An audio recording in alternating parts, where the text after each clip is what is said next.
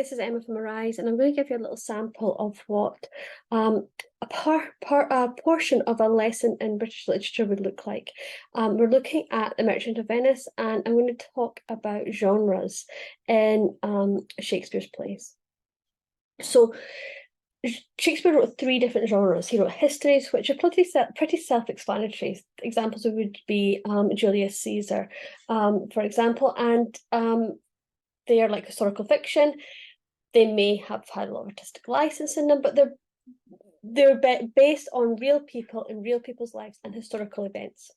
Then you have tragedies and comedies, and Romeo and Juliet is a tragedy, and Merchant of Venice is an example of a comedy, so As Much Ado About Nothing, and there's many other comedies as well.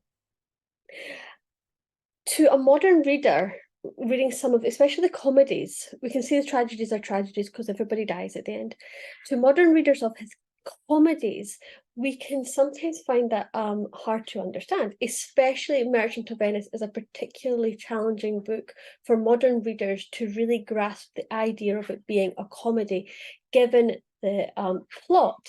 You've got this situation where you've got Shylock, who is a Jew, who to a modern reader, it looks quite racially discriminating the way that Shakespeare depicts Shylock. You have Antonio, the Christian, the hero of the play, who isn't actually that nice to Shylock. And Antonio borrows money from the moneylender, the Jew, and he can't pay it back. He borrows money to pay for his friend, Bassanio, who is a young man who spent all his money and wants to go and woo a pretty girl and needs money to do so. And so Antonio takes out this debt and he can't pay it back. And Shylock wants a pound of the man's flesh cut out of his side. That does not sound like the best comic material you could get. However, we need to understand what these genres were and how they were applied in Shakespeare's day for writing plays. Shakespeare wrote in a time when he would have been educated under the classical model. So plays in ancient Greece and ancient Rome were defined by these different genres. And you would have, and the classical plays would have been a comedy, a tragedy, and also an epic. How you defined the genre of the play was more to do with its structure and not so much to do with its context, although there was stylistic elements that would be seen in the different types of play that there were. So a tragedy would start off with the structure, the arc of the action of the play would start off where the protagonists would be they might be wealthy, they might be happy, they're living their lives, they're not got massive problems in their lives. They are just, if you look at the beginning of Romeo and Juliet, Romeo, he's a bit angsty teenager who's constantly in and out of love, but like really, Romeo, just shake yourself, you're fine. He's hanging out with his pals, he's going to parties. Juliet's all full of hope and expectation. She knows her mother wants her to marry, but she's not really angsty, she's just a teenage girl. By the end of the play, they're both dead. Comedy is the flip. Your characters start with some kind of conflict in their lives. So we see Portia at the beginning of Merchant of Venice.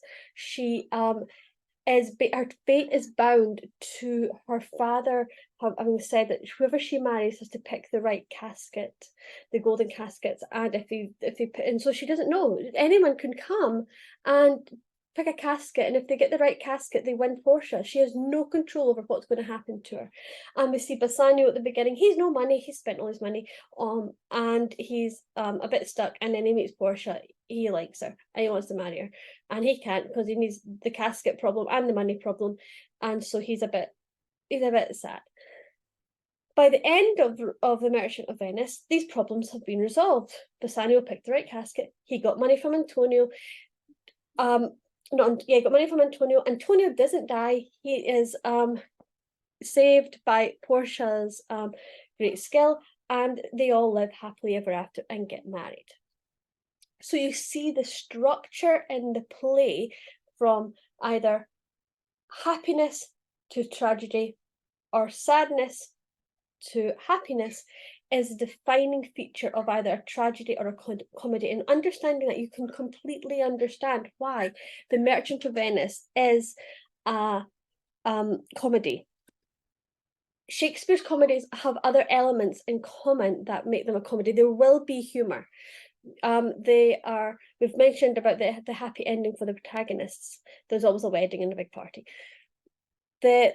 They are elements of humor. You will have, but even if there's an underlying sense of tragedy, like in The Merchant of Venice, there will be jokes that are rude or bawdy. Sometimes the language of these are lost to the modern reader.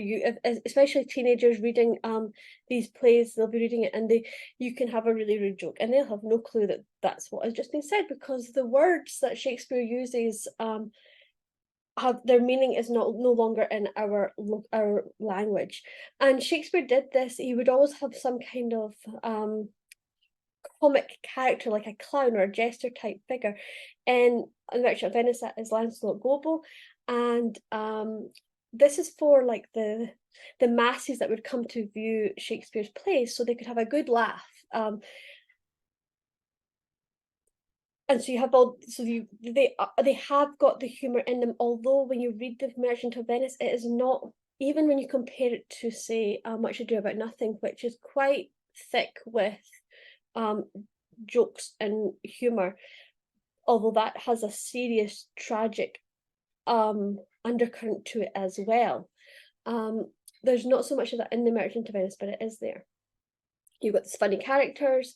There's usually some ridiculous situations that they get themselves into. The comedies are often highly satirical, and you'll always have this idea of characters being in disguise. So Portia, obviously, she dresses up as a lawyer and saves Antonio. The other element that you can see in Shakespeare's comedies is you can even look at them as almost redemption stories. So you need to be careful when taking this analogy too far, because obviously it's not, you can't apply taking these biblical principles and put them straight into Shakespeare's comedies. But in Merchant of Venice, you can even see Antonio as like a Christ-like figure who is willing to sacrifice his life for the happiness of his friend Bassanio.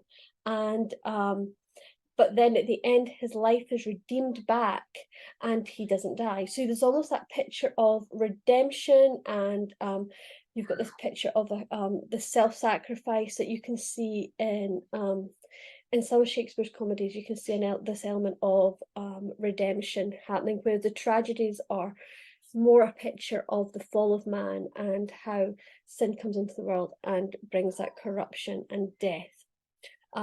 So yes, I hope that is helpful in understanding how genres apply to the structure of Shakespeare's plays.